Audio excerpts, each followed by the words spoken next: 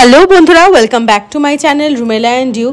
তো জানো তো, মনটা না একদম ভালো লাগছিল না, কোনো কিছুই যেন ভালো যাচ্ছিল না পরিবারে, এরকম মনে হচ্ছিল। তাই আমি আর সুরজিৎ দুজন মিলে ডিসাইড করলাম যে আমরা বাখরাবাদের ওইদিকে যেই মনসা মন্দিরে যাই, সেই মনসা মন্দিরেই না কেন যাওয়া যাক। তো যাওয়ার পথে দেখো, আমরা কিন্তু শীতলার থেকে অ্যাজ ইট ইজ মিষ্টি নিয়ে নিলাম আর কিছু ফুলমালা নিয়ে নিলাম, তারপরে কিন্তু রাস্তায় চলা শুরু করলাম। তো মানে কিছুই এরকম হচ্ছিল যে আমাদের সাথে কোনো কিছুই ভালো হচ্ছে না।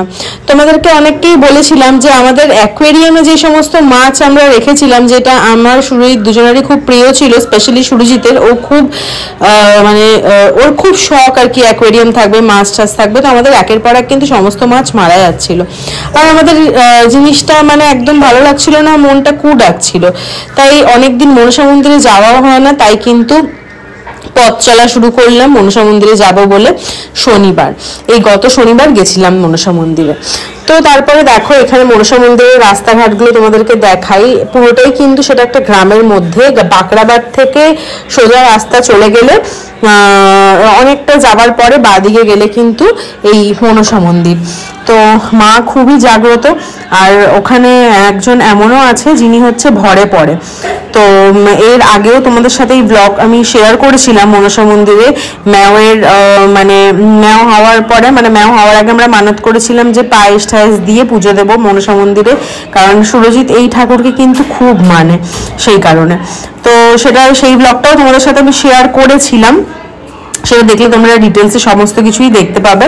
তো দেখো, এখানে রাস্তাঘাটগুলো দেখায়, পুরোটাই গ্রাম, মানে একদম গ্রামের ভিতর দিকে। যারা গ্রামে থাকো তারা খুব ভালোভাবেই জানবে, আর যারা শহরে থাকো, যারা গ্রাম কোনোদিন দেখোনি, তাদের জন্য এই দৃশ্যটা খুব মানে মনোরম একটা দৃশ্য। আর এই দেখো, সেটা হচ্ছে সেই মনসা মন্দির। এখানে হচ্ছে আমরা কিন্তু বসে আছি, এখানে অনেক ভক্তরা কিন্তু অপেক্ষা করে, সকাল থেকে দুপুর বিকেল হয়ে যায় মায়ের ডাক পাওয়ার জন্য। মা যখন ডাক দেবে, মায়ের ডাকে, তখন মায়ের কাছে আমরা যেতে পারবো, মনের কথা খুলে বলতে পারবো। তারপরে দেখো, এখানে পুজো কিন্তু অলরেডি কমপ্লিট হয়ে গেছে, আর আমি সুরজিৎ বাড়ির থেকে তেমন কিছু খেয়ে আসিনি, সেই কারণে কিন্তু ওখান থেকেই মানে গ্রামের গাছেরই কিন্তু পেয়ারা, দেশি পেয়ারা, সেটা কিন্তু খেয়ে নিলাম। পেয়ারা খেলে কিছুক্ষণ পেটটা ভারও থাকে।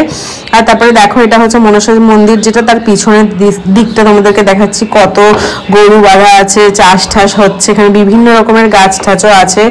তারপরে পুজো দিয়ে আমরা ফেরার পথে এখানে সুরজিৎ দাঁড়িয়ে পড়লো আমাদের বাড়ির জন্য কিছু সবজি কিনবে করে, আর ব্যাগ আমাদের কাছে ছিল না, তাই একটা নাইলনের ব্যাগও নিয়ে নিলাম। আর দেখো, এই যে এই ফুচকা দাদা, এই ফুচকা দাদার কাছে তোমাদেরকে বলি, যারা বাখরাবাদ জায়গাটা জানো, বাখরাবাদের একদম মেন রোডে, বাখরাবাদ বাজারের যে মেন রোডটা, হাইওয়ের ওখানে, সেখানে কিন্তু এই দাদার ফুচকার দোকান। উনি নাকি 10 টাকায় 8টা ফুচকা দেয়। আমি যে ফুচকা খাওয়া স্টার্ট করার পরে, বেশ অনেকগুলো ফুচকা হওয়ার পর আমি যখন জিজ্ঞেস করলাম যে দাদা কত হলো আমার, বললো উনি 10 টাকা। আমি বললাম 10 টাকায়? আমি তারপরে জিজ্ঞেস করলাম 10 টাকায় কটা ফুচকা, উনি বললো 8টা। উনি রোডের উপরে 8টা দেন, গ্রামে গঞ্জে যখন ভিতরে ভিতরে যান তখন 10টা 12টাও দেন। তারপর ওখান থেকে একটু এগিয়ে আমরা চা খেলাম, তার সাথে খেলাম মালকিস্টার, আমাদের এই ফেভারিট বিস্কিটটা, খেয়ে কিন্তু আমরা বাড়ি চলে আসলাম। তো তোমাদের তো কেমন লাগলো আমার এই ভিডিওটা, আমার এই ব্লগটা, অবশ্যই কিন্তু আমাকে কমেন্টে জানিও। আর সবাই কিন্তু কমেন্টে লিখো জয় মা মনসা। তোমরা কিন্তু অবশ্যই আমার মনসা মায়ের আগের ব্লগটাও অবশ্যই দেখো। চলো, টাটা।